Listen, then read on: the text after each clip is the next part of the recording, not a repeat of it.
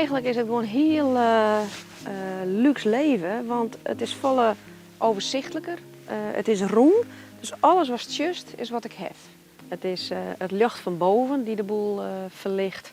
Het is heel warm en besluiten. Het loert is ik volle dempender. En ja, ik vind het gewoon heel erg smoek. Het is echt een beetje, nou ze zeggen wel, waarom in de baarmoeder, hè? Zou ik een gevoel krijgen ervan. Onze wijze van weeën is bewust oors, omdat wij ik laten willen dat het ik op een andere manier kan. Je hoeft net een hypotheek te hebben van 1, 2, 3 ton om gelukkig te kunnen wezen in je wenning. En dit is nog overzichtelijk, dit ga je nog in de hand, dit kun je zelf sturen.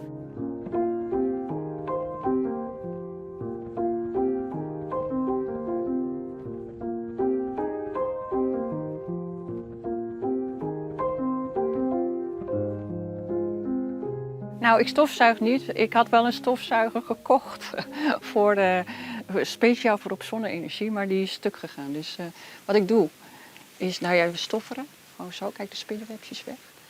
Ik ben al heel lang bezig met, meer dan 10 jaar, met het idee van ik wil anders werken, uit een hele grote organisatie weg, mijn huis verkopen.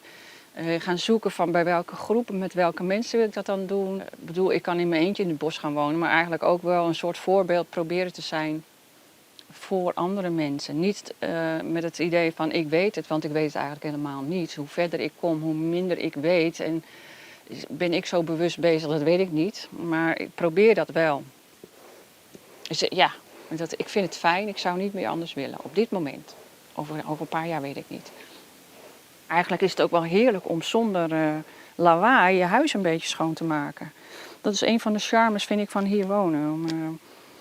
Ik heb de eerste paar maanden helemaal zonder elektriciteit gewoond. En nu heb ik wel zonne-energie, dus ik kan lampjes en mijn computer opladen en dat soort dingen. Maar het is wel heerlijk, het is heel rustig daardoor hier. Niet al te veel machines. Ik heb wel een blendertje, maar dat gebruik ik niet zo heel veel. Maar dus dat is fijn. Niet meer stofzuigen.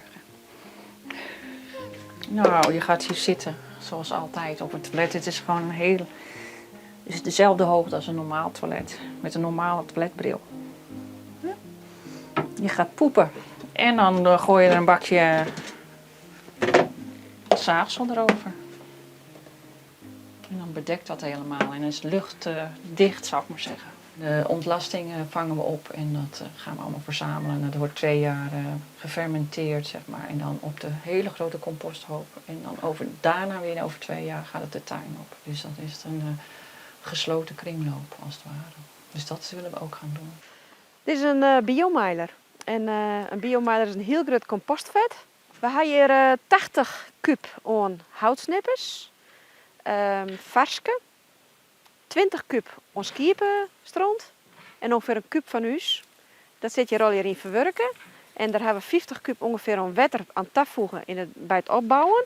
Dit is als het ware een soort badkuip, waar het helemaal doordrenkt is met water.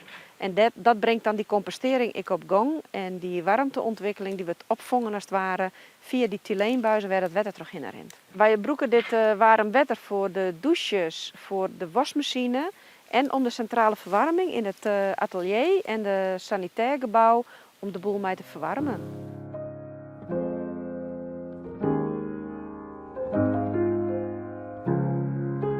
Ik voel me wel heel happy hier bij deze groep mensen en op dit stukje hier. En ik haal heel lang mijn zin zet hier op deze regio, ten zuiden van Lauwert. Dat is ik wel een van de doelstellingen om dit gebied echt ecologisch beter te gaan ontwikkelen in gearwerking met de gemeente en met de Dairy Campus. Om te zien van hoe kunnen we hier ervoor zorgen dat er wat meer leven komt in de landerijen, wat meer toekomstbestendig is. En om dan hier te wonen is echt fantastisch. Het is een kwartiertje fietsen van het centrum van Lauwert. En we hebben hier alles. Dus wat willen we meest nog meer? Ja, het is gewoon fantastisch. Ja.